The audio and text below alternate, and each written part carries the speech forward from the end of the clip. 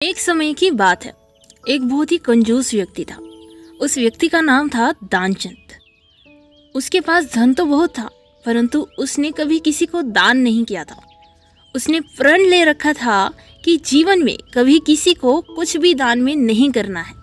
उसके घर से कुछ किलोमीटर दूर गंगा नदी बहती थी, परंतु वह कभी गंगा स्नान करने भी नहीं गया, क्योंकि गंगा स्नान करने के बाद पंडित पुजारियों को कुछ दान दक्षिणा देनी होती है। गंगा स्नान के बाद दान करना पड़ेगा, इसी डर से वह कभी गंगा स्नान करने गया ही नहीं। लेकिन वहीं दूसरी ओर उसकी पत्नी थी, जो कि उसे दान पुण्य करने के लिए कहती थी, परंतु वह कहता था कि इतनी बड़ी दुनिया में हमारा छोटा सा दान करने से क्या होगा। एक दिन उसकी पत्नी ने कहा, अब तो आपका बुढ़ापा आ गया है, आप दान पुण्य तो कुछ करते नहीं, कम से कम एक बार जाकर गंगा स्नान ही करो। पत्नी की बात मानकर उसने गंगा स्नान करने में हामी भर दी। उसके घर से गंगा नदी 12 किलोमीटर दूर थी। रास्ते में कहीं पैसा खर्च ना हो जाए, इसलिए वह 12 किलोमीटर तक पैदल चलकर गया। और जब दानचंद गंगा नदी के किनारे पहुंचा तो उसको लगा कि घाट पर जाएंगे तो पंडित दान दक्षिणा मांगेंगे, इसीलिए वह स्नान करने मुर्दा घाट चला गया। मुर्दा घाट बिल्कुल सुनसान था। उसने इधर उधर देखा, दूर दूर तक कोई भी नहीं था। उसने जल्दी से गंगा जी में एक डुबकी लगाई। भगवान जो घट घट के वासी हैं, वह उसे यह सब करता हुआ देख रहे थे। भगवान को भी एक फिर मजाक सूझा। भगवान वहां पर एक पंडित का रूप बनकर प्रकट हो गए। जैसे ही दानचंद डुबकी लगाकर बाहर निकला तो पंडित रूपी भगवान श्री विष्णु बोले, यजमान की जय हो। पंडित जी को देखते ही दानचंद एकदम से कांप गया। वह बोला, यह तो हद हो गई, यह पंडित तो मुर्दा घाट पर भी आ गया। पंडित ने बताया, मैं एक संतोषी ब्राह्मण हूँ और एकांत में यहाँ मुर्दा घाट पर ही पड़ा रहता हूँ। यहाँ पर कभी कभी आपके जैसा कोई यजमान आ जाता है और मेरा साल भर का इंतजाम इकट्ठे ही कर देता है। आज आप आए हैं तो आपको मेरा 1 वर्ष का इंतजाम करना है। तभी एकदम दानचंद बोला, नहीं नहीं, मैं इतना दान नहीं कर सकता। तभी पंडित बोले, दान तो अपनी श्रद्धा के ऊपर होता है, इसीलिए आप फिर 6 महीनों का इंतजाम कर दो।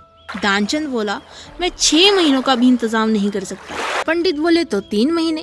दानचंद बोला, नहीं। पंडित बोले, 1 महीने का ही कर दो।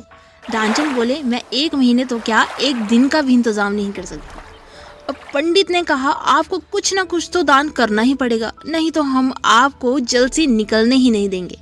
फिर थक हार कर दानचंद बोला, 1 आने का दान करूंगा, वह भी उधार। मेरे पास अभी तो कुछ नहीं है, इसलिए मेरे घर आकर 1 आना ले जाना। पंडित ने दानचंद को 1 आना दान करने का संकल्प दिलवा दिया। दानचंद ने सोचा, मेरा घर तो यहाँ से 12 किलोमीटर दूर है, यह पंडित 1 आने के लिए इतनी दूर थोड़ी आएगा, इसीलिए वह संकल्प लेकर अपने घर को चल दिया। तो घर पहुँचते पहुँचते शाम हो गई।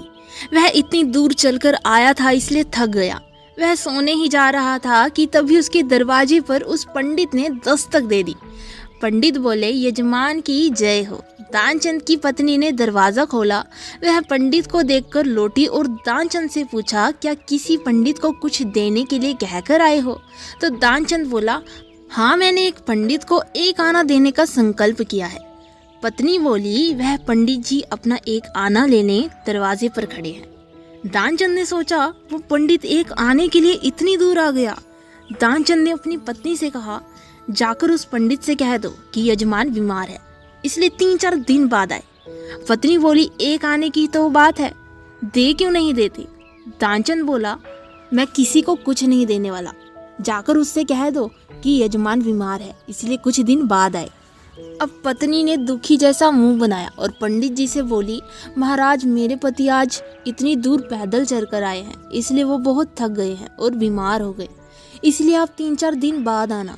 पंडित बोला, धन मिले या ना मिले, लेकिन वे हमारे यजमान हैं। यजमान बीमार है और पंडित चला जाए, ऐसा तो हो ही नहीं सकता। जब तक वह स्वस्थ नहीं हो जाते तब तक हम भी यहीं रहेंगे। हमारा यहाँ रहने का इंतजाम करवा दो, हम यहीं पर प्रसाद बनाएंगे और यहीं पर भजन करेंगे और यहीं पर प्रसाद भी ग्रहण करेंगे। अब पत्नी लौट कर गई और उसने दानचंद को सारी बातें बता दी कि वह पंडित कह रहा है कि जब तक आप ठीक नहीं हो जाते वह यही रहेंगे। पत्नी बोली, इससे तो अच्छा उन्हें एक आना देकर रवाना कर दो। अब दानचंद बोला, एक आना क्या ऐसे ही आता है? मैं उस पंडित को कुछ नहीं देने वाला। तुम जाकर उस पंडित से कह दो कि यजमान मर गए। क्योंकि दानचंद को योग का अभ्यास था, इसलिए वह सांस रोककर पड़ गया। पत्नी गई और उसने रोकर पंडित जी से कहा कि वो तो मर गए, अब तो जाओ। पंडित बोले, अरे राम राम, यजमान चला गया, यजमान चला गया। जब तक उसका अंतिम संस्कार न हो जाए तब तक हम कैसे जा सकते हैं? पंडित जी बोले, अरे तुम महिला कहाँ कहाँ भटकती फिरोगी, हम सारे गांव में यजमान के मरने की खबर किए आते हैं। पंडित जी सारे गांव में खबर कराए कि दानचंद जी मर गए। सारा गांव दानचंद के घर इकट्ठा हो गया, लेकिन दानचंद ऐसा विचित्र आदमी एक आना बचाने के लिए सांस रोककर पड़ गया। गांव के लोगों ने दानचंद को मुर्दा समझ के बांध लिया। अब उसकी पत्नी सही में रोने लगी और रो रो कर बोली, यह मरे नहीं है। गांव वाले बोले, बहन यह तो तुम्हारा मोह है, जाने वाला तो गया, इसलिए धीरज रखो। पत्नी बोली, अरे किस बात का धीरज रखूं, यह मरे ही नहीं है। गांव वाले दानचंद को बांध कर अब अंतिम संस्कार के लिए ले गए। पत्नी बेचारी रोती ही रह गई। लेकिन यह विचित्र आदमी इतना सब कुछ होने के बाद भी सांसें रोक के पड़ा था। सबके साथ पंडित बने भगवान भी उनके पीछे पीछे चल दिए। भगवान ने सोचा, यह तो हद हो गई, हम कहीं नहीं हारे, लेकिन आज तो इस दानचंद ने हमें हरा ही दिया। ऐसा गजब का विचित्र आदमी हमने कहीं देखा ही नहीं। एक आना बचाने के लिए यह आदमी बिना मरे पड़ा रहा और चला जा रहा है।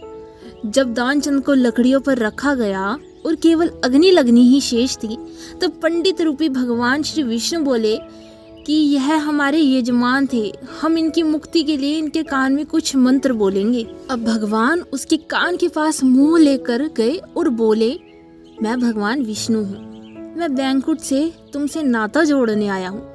दानचंद ने जैसे ही सुना कि भगवान बोल रहे हैं तो उसने धीरे धीरे आंखें खोली, लेकिन जैसे ही उसने देखा कि यह तो पंडित है, उसने फिर से आंखें बंद कर ली।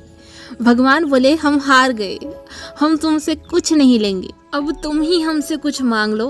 तो दानचंद धीरे से बोला, वह एक आना छोड़ दो बस, जिसका आपने संकल्प दिलवाया है। अब पंडित रूपी भगवान तथास्तु कहकर वहां से चले गए और दानचंद आंखें खोलकर उठकर बैठ गए। तो कहानी यही संपूर्ण होती है। इसी के साथ फिर मिलेंगे एक और नई कहानी के साथ। तब तक के लिए जय श्री जगन्नाथ।